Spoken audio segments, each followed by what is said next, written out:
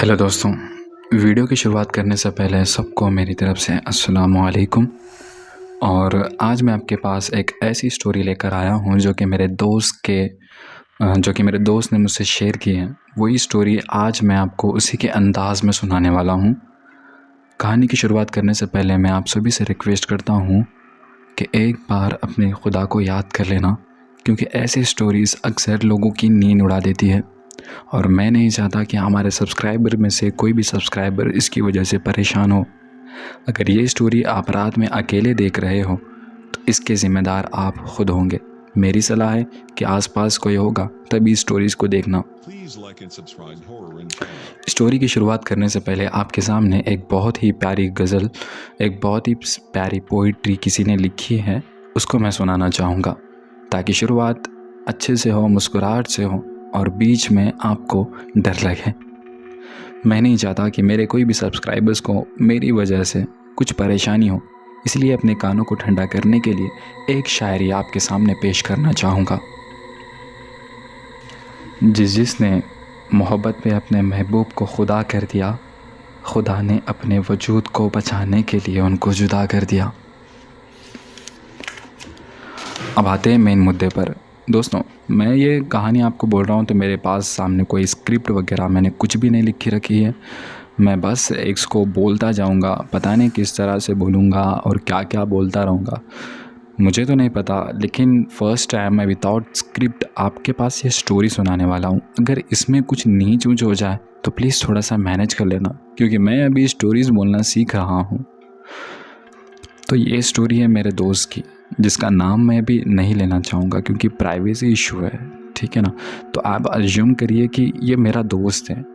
एक बार की बात है कि हम शाम का वक्त हो गया था।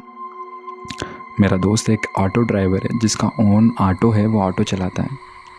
आपको तो पता है कि एक ऑटो ड्राइवर के लाइफ में कितने ज़्यादा चैलेंजेस आते हैं। वो किस तरह से अपने फैमिली को उनको मैनेज करना पड़ता है, और ऑटो का भी फाइनेंस होता है जो कि उन्हें फेरना पड़ता है मंथली। तो उसी के सिलसिले में मेरा दोस्त, एक बार की बात है, ये इंसिडेंट मुझे मेरे पास आकर सुनाता है कि एक बार रात के करीब 1 बजे उसे कॉल आता है किसी अननोन नंबर से। तो जिस तरह से उसको कॉल आया था, मतलब वो जाकर घर पर सो गया था, कॉल आया था रात के 1 बजे, तो उसने सोचा कि ये कोई इमरजेंसी कॉल होगा, तो उसने लिफ्ट किया। कॉल लिफ्ट करने के बाद वहाँ से पूछा जाता है कि कहानी के लिए हम मेरे दोस्त का नाम हबीब रख देते हैं, ठीक है ना। तो उधर से कॉल आता है, ये कॉल लिफ्ट करता है मेरा दोस्त हबीब। जब ये कॉल लिफ्ट करता है तो उसे पूछा जाता है कि मेरी बात हबीब से हो रही है। तो उधर से आती है, हाँ जी हबीब से हो रही है। तो वो पूछता है कि क्या ये वही हबीब है जिसके पास ऑटो है, ऑटो ड्राइवर है। मुझे दरअसल आपकी गाड़ी किराए से चाहिए थे, आपके गांव से 50 किलोमीटर दूर जाना है, कितना भाड़ा होगा। रात के 1 बज रहे थे। तो वो मेरे दोस्त हबीब को भी एक टेंस सा होने लगा कि इतने रात को किस चीज़ का किराया हो सकता है। तो उसने उससे पूछा, तो उसने कहा कि नहीं, यहाँ पे हमारा सामान कुछ वहाँ पे था, हम बस से आए थे, वहाँ पे भूल गए। आपको करना क्या है, उस गांव में जाकर उस सामान को आपके साथ लेकर आना है। वहाँ पे उस सामान में कुछ भी अनशन, कुछ भी गलत चीज़ रखी हुई नहीं है। वहाँ पे हमारे कपड़े रखे हुए उस थैली में। तो वो बोलता है ठीक है, लेकिन रात का टाइम होने की वजह से मेरा दोस्त अभी डिमांड करता है कि जो भाड़ा है नॉर्मल भाड़े से ज़्यादा रहेगा, क्योंकि रात का वक्त है और मुझे अकेले जाकर आपका सामान वहाँ से लाना है, मेरे साथ कोई होगा भी नहीं। तो आगे वाला जो बंदा था उसको ज़रूरत थी, तो उसने भी हाँ कह दिया, आपका जितना भी भाड़ा होगा। जो नॉर्मल एक भाड़ा होता है ऑटो का, उससे ज़्यादा भाड़ा मेरे दोस्त को वो देने के लिए तैयार हो गया था। दोस्त के भी मतलब खुशी समाने जा रही थी कि ये उस वक्त की बात है, तकरीबन जनवरी 1 तारीख 2023 की बात है। उस वक्त होता क्या है कि ना, कि जब एक डेट आती है तो ऑटो वालों का या फिर कोई भी गाड़ी जो फाइनेंस पे होती है, तो जल्द से जल्द अपने जो फाइनेंस होता है उसको उसकी पेमेंट करना होता है। तो वो भी बेचारा मजबूर था, अपनी नींद को जैसे तैसे उठाकर अपने आप को रेडी होकर अपने ऑटो के पास जाता है। जाने से पहले अपने एक दोस्त को कॉल लगाता है कि मुझे एक भाड़े पर जाना है, मैं अकेला हूँ तो मेरे साथ रहे। कुछ दोस्त होते हैं ना कि अपनी जान भी देने के लिए तैयार होते हैं, उसमें से एक उसका वैसा ही दोस्त था। तो दोस्त ने कहा कि जल्दी तो वापस आ जाएंगे ना। तो हबीब ने कहा हाँ बिल्कुल, तुझे ले जाकर सही सलामत लाना मेरी ज़िम्मेदारी है। तुझे मुझ पर भरोसा नहीं है क्या? बस मेरे साथ तू बैठे रहना। अब वो अपने गांव से दोनों निकल जाते हैं अकेले। जैसे कि रात के 1 बजे मतलब कॉल आया था उसको, तो माइट बी 1:30 के आसपास वो अपने शहर से 50 किलोमीटर जो गांव है, उस गांव का नाम मुझे याद नहीं है, कोई अननोन गांव है, वहाँ पे उनको जाना था। ठीक है, तो दोनों निकल जाते अपने ऑटो लेकर, मस्त झूम झाम के बातें करते हुए, इन्जॉय करते हुए अपने सफ़र को, अपने डेस्टिनेशन को पूरा कर ही रहे थे कि इतने में जो हबीब के साथ दोस्त था उसको ज़ोर से पेशाब आने लगता है। दोस्तों, कहानी के आगे बढ़ने से पहले मैं आपसे एक सवाल पूछना चाहूँगा। क्या ऐसा कोई आपका दोस्त है जो रात के 1 बजे कॉल करने पर भी आपके साथ हमेशा खड़ा रहने के लिए तैयार है? अगर नहीं, या फिर कोई दोस्त आपको कॉल करेगा कि कुछ इमरजेंसी है, मेरे साथ तू चलेगा क्या, कि आप अपनी नींद को उठाकर अपने दोस्त के लिए सैक्रिफाइस करोगे, या फिर उसे क्या जवाब देकर उसे अवॉइड करोगे? दोस्तों, वापस कहानी पर आते। तो अपना डेस्टिनेशन वो तय कर रहे थे, जा रहे थे, तो हबीब को अचानक से पेशाब आने लगता है। मतलब हबीब के दोस्त को। मैं बोल रहा हूँ ना कि मैंने स्क्रिप्ट सही नहीं लिखी, मैं विदाउट स्क्रिप्ट बोल रहा हूँ। तो वो एक पेड़ के पास अपने ऑटो को खड़ा कर देता है, वहाँ रोक देता है और अपने दोस्त को कहता है कि जल्दी से खाली होकर वापस आ, रात बहुत हो रही है, हमें जाकर जल्दी आना है, नींद पूरी कर कर सवेरे उठकर फिर से काम पे लगना है। तो हबीब का दोस्त एक पेड़ के नीचे पेशाब करने के लिए चला गया था। तो उसमें जो ये ऑटो ड्राइवर हबीब है, अपना इंस्टाग्राम खोलकर रील स्क्रॉल कर रहा था, उसका आने तक का वेट कर रहा था। उस वक्त रात के 1 बज रहे थे, तो 1 बजे के आसपास टाइम कुछ हो रहा था, तो सर्दी भी बहुत ज़्यादा थी। तो उसका जो दोस्त है वो जाकर बहुत समय हो गया था। रील स्क्रॉल करते करते इसने अपना फ़ोन बंद किया, शट किया फ़ोन को, और अपने दोस्त को देखने के लिए गया। उसका दोस्त वहीं पास में वो पेड़ के नीचे खाली होने के लिए गया था। तो ये वहाँ पर जाकर देखता है तो उसका दोस्त नीचे पेड़ को चिपक कर बैठ कर रो रहा है। ये उसकी हालत देखकर हबीब डर जाता है और उससे पूछता है कि तेरी ये हालत क्या है? वो पेशाब पेड़ के नीचे करने गया था, लेकिन अपने पैड में कर लिया था उसने। ये थोड़ी फनी सी भी स्टोरी है, लेकिन रियल स्टोरी है। मतलब वो ऐसा रो रहा है, कपकपाते हुए रो रहा है, मानो उससे कुछ ऐसा हुआ उसके साथ कि उसने लाइफ में फ़र्स्ट टाइम एक्सपीरियंस किया या फिर एक अनोखी चीज़ देख ली। तो हबीब ने अपने दोस्त को सवाल किया, तू इतना स्ट्रेंज बिहेव क्यों कर रहा है, क्या हुआ तेरे साथ? तो हबीब का दोस्त कहता है डरते हुए कि मुझे तेरे साथ नहीं आना, मुझे बहुत डर लग रहा है, चल घर वापस चलते हैं। जैसा कि उन्होंने आधा डेस्टिनेशन पूरा कर दिया था, वहाँ से तकरीबन सिर्फ 10 किलोमीटर ही वो गांव था। तो हबीब जैसे तैसे करके उसको मनाता है, 10 किलोमीटर की तो बात है ना दोस्त, चल यहाँ तक चलते, उसके बाद हम वापस चले जाएंगे। तो और हबीब और सवाल करने ही वाला था उसको कि उसने एक समझदारी वाला स्टेप उसमें ये लिया कि उस जगह पर रुककर सवाल नहीं किया। उसने उसको अपने ऑटो में बैठाया और अपना डेस्टिनेशन पर चलने लगे। जैसे वो डेस्टिनेशन में बढ़ रहे थे तो हबीब ने उसको सवाल किया कि क्यों तू इतना स्ट्रेंज बिहेव करने लगा, क्या देखा तूने वहाँ पे ऐसा? तो हबीब का दोस्त कहता है कि मैं वहाँ पे जैसे ही अपना ज़िप खोल कर पेशाब कर रहा था, उसके जो पेड़ है उसी पेड़ के सामने एक वाइट कलर की औरत जो कि एकदम वाइट है, थोड़ी सी ट्रांसपेरेंट भी लग रही थी। मुझे देखकर घूर रही थी। मैंने शायद अपना वहम करके उसको अवॉइड किया, लेकिन मैं जितना ज़्यादा बैठता जा रहा था, मतलब पेशाब कर ही रहा था, कि वो ज़्यादा घूरने लग रही थी। मैं डर के मारे नीचे बैठ गया और अपने आप को छुपा लिया। मुझे ये बहुत अननोन लगा। तो हबीब भी उसको जैसे तैसे करके समझाता है और अपने डेस्टिनेशन को वापस से वो तय करते हैं, गांव के करीब आ जाए। हबीब को भी अब डर लगने लगा था कि उसका दोस्त ऐसा बिहेव कर रहा है। तो वो जाकर उस गांव के पास पहुंच जाते। वो वाइट कलर का जो उसने बताया था उसी तरह का वो घर के सामने रखा हुआ था। उन्होंने उस मतलब जिसने इनको भाड़े पे भेजा उसको कॉल किया और पूछा, तो वो घर के पास ही रखा था। उसको उठाया दोनों ने और अपने गाड़ी में रख दिया और वापस से अपने गांव चलने लगे। असल में इसमें एक ट्विस्ट वाली बात ये थी कि वो कॉल किसके पास से आया और वो कौन है, ये हबीब को बिल्कुल पता नहीं था। हबीब को पता ही नहीं था कि किसने कॉल किया। वो मतलब एक पैसों की आस में कि पैसे आ रहे किधर से भी, कोई भी हो, मुझे क्या, उसके चक्कर में मतलब वो चला गया मदद करने के लिए, मतलब उनका काम करने के लिए। जैसे वो वापस से जा रहे थे वो सामान लेकर, तो जहाँ पर आते वक्त पेशाब के लिए गाड़ी रुकी हुई थी, वहाँ पर इनका ऑटो ऑटोमेटिकली बंद हो जाता है, एग्जैक्ट उसी जगह पे। हबीब अपने एक्सपीरियंस में बताता है कि मैं जब ऑटो चला रहा था तो मुझे ऐसा लग रहा था कि मेरा एक्सीलेटर मिस फायर हो रहा था। मैं एक्सीलेट तो कर रहा हूँ लेकिन गाड़ी आगे बढ़ नहीं रही है।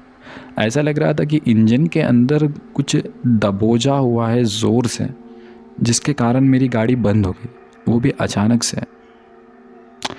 तो हबीब कहता है कि मैं अपने दोस्त को बाहर नहीं उतारता हूँ, उसको अंदर ही बैठने देता हूँ क्योंकि वो ऑलरेडी घबराया हुआ है। इसमें ट्विस्ट वाली बात और एक ये थी कि हबीब को ये नहीं पता था कि ये वही जगह है जहाँ पे इससे पहले वो रुका हुआ था पेशाब बैठने के लिए, हबीब के दोस्त के लिए। हबीब को वो नहीं पता था। तो अब गाड़ी है रुकी हुई, मतलब गाड़ी है, मैकेनिक कोई इश्यू हो सकता है। तो उसने नीचे उतर कर देखा तो सब कुछ बढ़िया दिख रहा था। ऑटो का इंजन भी एकदम साफ़ था, गाड़ी के लाइट भी आ रही थी। सेल्फ मारा तो स्टार्ट नहीं हुआ एक बारी में, दूसरी तीसरी बारी में स्टार्ट हुआ। फिर थोड़ा सा आगे बढ़ने के बाद फिर ऑफ हुआ। तो वो नीचे उतर कर जब देखता है आसपास किसी की मदद के लिए, तो उसे भी एग्जैक्ट सेम वैसे ही लड़की दिखाई देती है। पहले तो हबीब को डर, मतलब पहले तो हबीब को ऐसा लग रहा था कि इसका वहम होगा, रात के वक्त ये डर गया होगा। लेकिन अब हबीब अपने आंखों से खुद देख रहा है। वो जितना ज़्यादा उस लड़की को देख रहा है, लड़की भी उतना ज़्यादा उसको घूर रही है। तो हबीब अंदर बैठ जाता है, अपने ऑटो को, मतलब गड़बड़ में, हड़बड़ाहट में अपने ऑटो को चालू कर लेता है। चालू कर तेज़ी से आगे बढ़ने लगता है। तो अपने आईने में देखता है, राइट साइड के आईने में जो मिरर होता है ना फ्रंट साइड में, वहाँ पे देखता है तो वो पीछे दिखाई दे रही थी।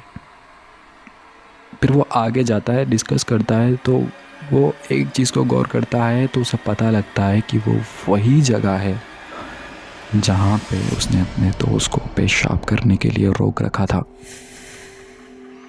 अब डेस्टिनेशन बहुत कम था, वहाँ से सिर्फ तकरीबन 20 किलोमीटर दूर उनका गांव था। तो वो स्पीड से जा रहा था। अपने दोस्त को उसने बताया नहीं कि इसने इस तरह से देखा वहाँ पे। अगर बताता तो वो दोस्त और परेशान हो जाता। मतलब वो दोस्त को समझाते जा रहा है कि भाई तेरा वहम है, ऐसा कुछ भी नहीं होता, तूने अचानक से कुछ वाइट देख लिया होगा, वो कपड़ा वपड़ा था होगा या फिर किसी लाइट की चमक थी होगी, ये यही समझा रहा है। हालांकि इसको पता है कि इसने भी उसको अपने आंखों से खुद एक्सपीरियंस किया है। अब वो जा रहे थे, जैसे कि अब बात तो यहाँ पे ख़त्म हो गई, लेकिन अब बात रही भाड़े की जिसने कॉल किया था। तो जो वाइट कलर का जो थैली थी जिसके अंदर, जैसे कि उसके जो किराएदार ने जो ऑटो भाड़े पे लिया उसने बताया था कि उसके अंदर उनके कपड़े हैं। तो वो कपड़े है या नहीं है इनको तो श्योरिटी नहीं है, हबीब को और हबीब के दोस्त को। तो वो वापस से अपने गांव के पास आकर कॉल करता है कि साहब आपका सामान कहाँ रखना है, कहाँ पर मैं आपको पहुंचा कर दूं। तो वो कहने लगता है कि वो सामान मुझे नहीं चाहिए, आप एक काम करिए, मैं बाद में उस सामान को पिक कर लूँगा। आप यहाँ एक फ़लाने गांव का नाम बताता है जो कि करीब होता है वहाँ से, उसके नाले के पास उस थैली को आप रख दो, मैं आकर वहाँ से पिक कर लूँगा। आपका जो भी भाड़ा होता है, आपका फ़ोनपे नंबर बताइए या फिर कोई पेमेंट नंबर बताइए, मैं आपको पेमेंट कर देता हूँ। तो वो पेमेंट कर देता है, वो पैसे उसको आ जाते हैं।